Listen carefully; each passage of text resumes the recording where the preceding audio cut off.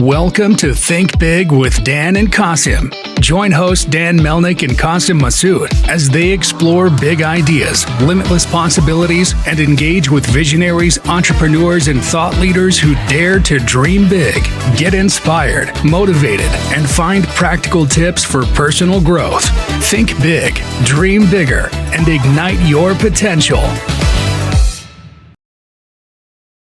All right, welcome to Think Big with Dan and Qasim, and our guest today is Ronen. So, Ronen, if you want to go ahead and introduce yourself, tell us where you live and what you do for a living. Hi, my name is Ronen Goldberg. I live currently in Austin, Texas, and at the moment, I am running a company called Vaper Buddy. And thank you for having me on the show. Awesome. So, can you tell us more about Vaper Buddy, what it's all about, and how you got the idea for it? So honestly, I can't take credit for the idea necessarily itself. A friend of mine who I work with out of Israel on various projects, it was really his idea, and he was talking to me about it, and I wanted to get involved. Essentially, what Vaper Buddy is a company that's geared towards A, cannabis education, B, educating people on vaping versus smoking, and not necessarily vaping like nicotine vapes. Like, that's not what we're about. Like vaping cannabis flower, vaping cannabis concentrates, instead of smoking them. So that's a big part of our mission, is to enlighten people on the medical benefits of cannabis and also on what we consider better ways of intaking it, and as well as the culture that's there. So we do this by selling merchandise, accessories for cannabis use that are affordable for new people, especially in the game, because there's a lot of things that are more expensive for more like people who have been using cannabis for a long time. But then there's people, with the way the cannabis market is now and growing, there's so many new people to the market. Here in Texas, for example, you have CBD shops popping up left and right every week, and you get a lot of new users to these shops and people who have never used cannabis before in their life a lot of times. And so we want to also be there to help provide the necessary accessories, as well as information on how to use them, what's like, for example, when vaporizing cannabis flower, what's the best temperature to vaporize to get these specific cannabinoids, and things like that. And that's the basic gist of it. Building up the community is also really important to us. Sure. So, in terms of cannabis, obviously a very interesting subject, and I think Texas is probably one of the most restrictive states when it comes to laws when it comes in terms of cannabis. So, how do you overcome those hurdles? Running your business here out of Texas? Honestly, I think the biggest thing, or one of the biggest things, is branding. Is like, I have to make sure that it's known that everything I sell is for legal use. I actually market as we don't sell our products for tobacco. Like, we have glass products, and we have dry herb vaporizers and things like that. And we say these are not for tobacco use. They're for legal cannabis use. And in Texas, I sell them for the use of CBD. And you have out there all these legal cannabinoid isolates also, like the Delta 8s and the Delta 9s, the Delta 10s, and all these things. I'm not a huge fan of these, but these things are also things that need to be, they're sold here, and they need to be marketed towards that. People who are using these legal cannabis products have the right knowledge on how to use them. For so long, everyone's been about smoking, and we're really trying to change that specifically. Sure. So you mentioned that you're a newer business when we spoke. So as of right now, what is your vision for it? Is it more like direct to consumer, or kind of, B2B, where you sell to these local shops where they can sell your products? Like, what is the vision for scalability for your company? So that's an interesting question, because we actually went through a few different changes, trying to sort out how we really wanted to approach this market, because as we know, especially in the US, it's a huge market that's growing. And we looked into several approaches. Originally, we were going to do a more B2B type of thing, but then we realized that the market is so oversaturated for that. And really, my friend / business partner out in Israel and myself, we're both geared more towards the educational side of things. Now, company doesn't run by educating people. So we obviously have to like bring in money. So what we decided was we're going to a lot of events, for example. So we'll show up at an event. We'll have information about cannabis. We'll have our vaporizers there, usually cannabis events, hemp events and things like that. And then people can use our vaporizers, see what it's about, and get that real hands-on interaction with people and bring the education there. I think that's one of the big things nowadays is because we've gotten so impersonal with technology and everything, that old school mentality of going out to the people, hitting the streets, setting up a table. I think that's really valuable now, and so that's one of the main ways we're getting our message out there. And I think with that, there's scalability in so much as we grow, we can have more. We can hire other people to do events for us. Have specialists that do events and have them going all over the place. That's I think the main thing. The other niche that we're working with now that I'm actually in the process of setting into motion is working with small businesses and artists. There's a lot of glass artists out there, for example, in the cannabis culture. A lot of these guys have glass that sells for hundreds and thousands of dollars, but there's so many new guys. There's so many guys who've been in it for 8-10 years that still haven't made it their full-time job. So I've been actively searching for people, small businesses, glass artists, wood artists, and things like that. And as we speak, I'm in the process of loading a few artists onto my website right now. So that's our newest phase, promoting other small businesses and other artists to sort of build a community that way. That's awesome. So when it comes to in-person events, obviously, I think it's an interesting strategy because to your point, ever since COVID, people realized the importance of meeting people in person, making those connections. But can you talk more about, even how you set yourself apart? Because if you go to, for example, one of these expos or events, there's lots of different people that are doing kind of similar things. So how do you differentiate your business from your competition? I think there's two ways in general that we have in the past differentiated ourselves. One is the educational information. Very few people at these expos and things like that are approaching the educational side. There are some, but very few are showing charts that show which cannabinoids generally affect which parts of the body, or which cannabinoids, which terpenes evaporate at which temperatures. So having that information, I think, is a big difference from a lot of companies. The other thing that I've found, which I sort of also fell into, I found that has made a big difference, is actually this. I'll show you right now. One of the things we sell, which is this guy right here, and this has made a big difference. This is a press that people can press their own concentrates from cannabis flower or other various types of cannabis concentrates, using only heat and pressure, using no chemicals of any sort. So we bring those along, and we'll where we can, we'll press flower for people. People will bring their CBD flower, and we'll press it and show them how they could use it. And it's a fun thing at shows and events. If we're in a place where they're really not so cannabis friendly, we'll often take other herbs like lavender, for example, and press that and show how we can even get a lavender extract out of it. But that's, I think, been a big, I fell in love with it, but it's been a big gimmick for the company because nobody really does that. There really aren't any other people that I've seen so far that show up with a press and say, hey, we'll press things for you. Look how this works. So that's the other standout thing. Makes sense. So you mentioned earlier that you have a partner in Israel, which is really cool. So in terms of the people you're targeting, is it just here in the US and Texas, or are you also reaching people in Israel? What does that look like for you when it comes to growing your business? So we originally started in Israel. That's where this business originally started, and we were working with pharmacies out there. We took a course of some pharmacists all about cannabis and learned a lot about it. It was originally starting there. We did find there's not as much of a market there just because it's such a small country, but also due to certain circumstances, my partner had to sort of take a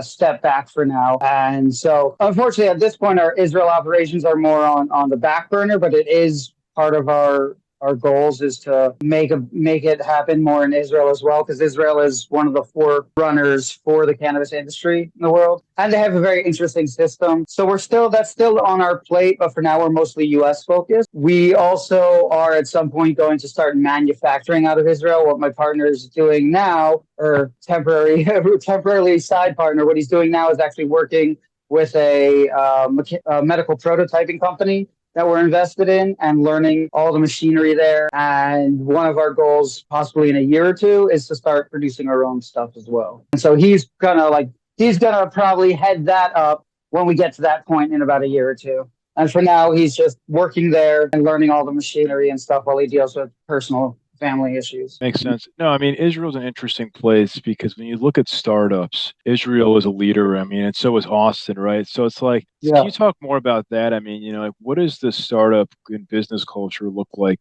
comparatively to Austin, Texas, and, in Israel? Well, Israel is like it's been called the startup nation. I actually joke that Israel's main export is startup companies. It's like, that's the thing that comes out of Israel more than anything is startups. I'd say the culture is actually pretty similar to Austin, especially Austin within the past like 5 years or so. Israel has per capita, though, the highest percentage of startups out of like any country. There's like thousands of startups coming out of Israel every year. One of the things that I've really learned from that, though, is that there's for every like 100 startups, only like one or two of them are going to really, really pan out. So, you see a lot of that as well. And that's part of the stress, I think, is being in a startup market. You really do have to find that niche and stand out. I think, honestly, we're heading towards, in general, in the U.S. society, more of a startup market with the advent of AI, like you guys are into,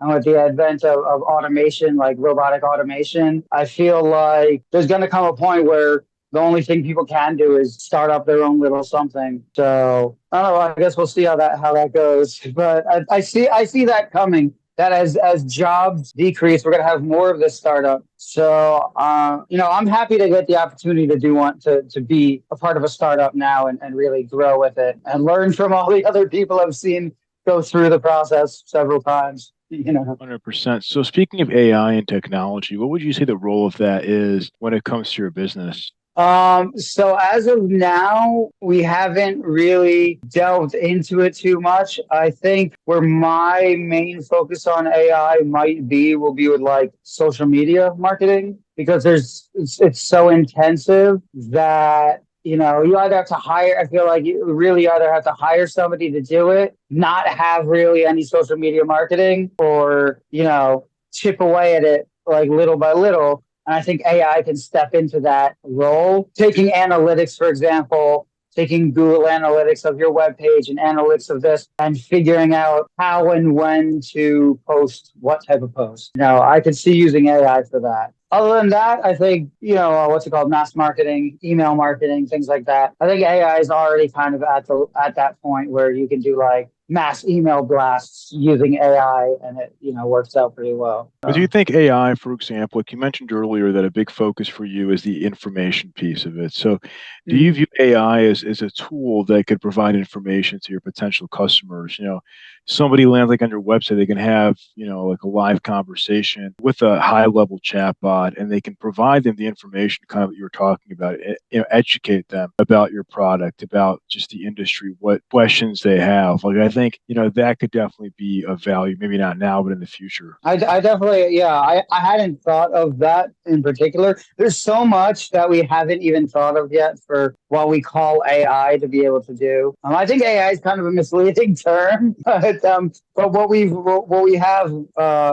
already developed so far, I think, is really the tip of the iceberg. I think definitely that, having a chatbot that connected to an encyclopedic data source 100% could be amazing. I think the one risk is the source material that it's getting. If it's just grabbing from the internet, it's going to get a lot of bullshit material. But if it's fed proper information, say from like the Harvard Research Library and the Israeli like company libraries, I think that could be super useful and save a lot of energy from somebody having to be there typing and everything. So yeah, I think that's a great idea and probably will be implemented in many cases. Makes sense. So, in terms of right now in the business, what would you say is your biggest challenge? I think at the moment, my biggest challenge is really just breaking into the industry. It's a big industry to break into, and I chip away at it. But once again, I do a lot of the person-to-person stuff, and that goes. It makes a mark, but you're still doing it slowly, piece by piece. And social media is sort of like a hit or miss if you don't have like a social media manager, which I don't have one at the moment. I do all the social media myself, and if you're doing it yourself, make waves. I get on Instagram Live and I talk to people and I push it, but there's just so many people out there and so much for them to look at. So I think really making headway into the industry itself, into the culture itself, is my biggest hurdle. On that same token, though, it's also sort of the most exciting part. Like I said, I'm starting to work with glass artists now and small businesses. And to me, that's part of that process of taking it to the next level of their audience is now going to be my audience and my audience is going to be their audience. And together with enough small businesses, enough artists banding together will eventually be enough of a community to all support each other that we won't have to rely on the social media necessarily. But for now, breaking through that social media, doing things like this podcast, that's the toughest part, is just getting the info out there. 100%. So, what would you say is the one biggest piece of advice that you wish you knew before you started this company? I think one of the biggest piece of advice I kind of did know, but sort of ignored when starting the company. Take the time to plan. Sometimes we want to rush into things and sometimes it's necessary to build that initial momentum, but planning things out and figuring out next steps is essential. And taking 2 months for somebody to plan their next year can save them 4 to 6 months of energy if they don't plan. That 1 year project could end up being a year and a half or 2 years because they didn't take that 2 months in the beginning to plan things out. 100%. So if we're going to have this conversation again in 1 year from now, where do you expect things to go for Vaper Buddy? I think in a year from now, ideally, we're going to be in some of the really big shows around the country, like Champs and stuff, having a table and being able to show up in different parts of the U.S. and people have heard the name Vaper Buddy and know what it's about. Vaper Buddy's here. We're going to learn about some cannabis and maybe press some flower.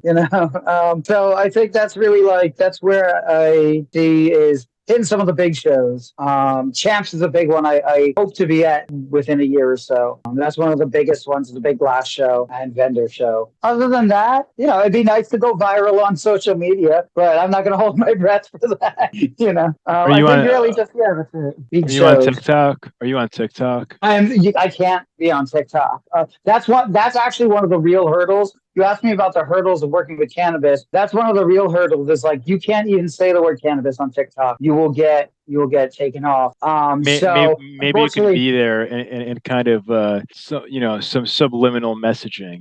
Not mention that's what I'd have to do. I've been cogitating. I've been thinking about how to get into that. But you have to. Instagram's been pretty okay with me so far. I haven't had too many issues. Once in a while, I have to remove a post or rename a post or things like that. But working through that, figuring that out is how to tiptoe around these things. I'm hoping with time as well and education that a lot of these companies loosen up. No, yeah, but I'm just statistically speaking, I think the easiest way to go viral organically is on TikTok. So it's if you can do it. Probably right. Yeah, if you can post about your business in a kind of a subliminal way and not mention, specifically you mention it, but not the word cannabis. There's ways around it for sure. I think it's 100%. Yeah, you could definitely. I have to think about that and be very careful. But yeah, I've been hesitant to jump into TikTok because it's just such a even running Instagram is a big ordeal. But I think you're right. TikTok TikTok is probably the most viral platform at the moment. Makes sense. So if somebody watching this wanted to reach out to you, do you mind sharing your website or social media handles, like best way Sure. for somebody to get in contact with you? Yeah, so my website is Vaper Buddy. You can see it right there. It's backwards, I guess. VAPER. Like someone who vapes, not like the actual vapor itself, but someone who vapes. I'm the buddy of the vapor. So vaperbuddy.com. Pretty easy to find. You type in Vaper Buddy, you type in .com, and there you go. On Instagram, it's also Vaper Buddy, vapor.buddy. I'm on Instagram live all the time. So if anyone that wants to sees me in a live, come and chat. I love answering questions of all sorts. And yeah, that's basically it. Vaper Buddy I mean, technically we're on Facebook too, but on Instagram, vaper.buddy, vaperbuddy.com. Those are my two best ways to find me and talk to me. Awesome. Would you say, I'm just wondering, does the Instagram Live that help you out in terms of like business and awareness, or is it more just like, kind of like just for fun? It's a mix. It's a real mix. It depends on who I'm getting in there. I've actually made a few connections to some of my artists because of Instagram Live. So in that sense, it's been very useful.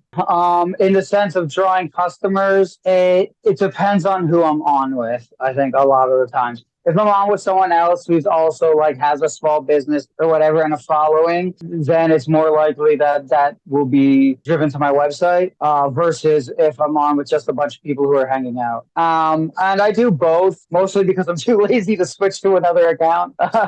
No, but I do both. And I think it's important for people just to see the name out there. So yeah, I think it's about 50-50, I'd say, for the Instagram Live. Well, yeah, I haven't done it yet, but I'll have to try it out. So yeah, Ronen, thank you so much for your time.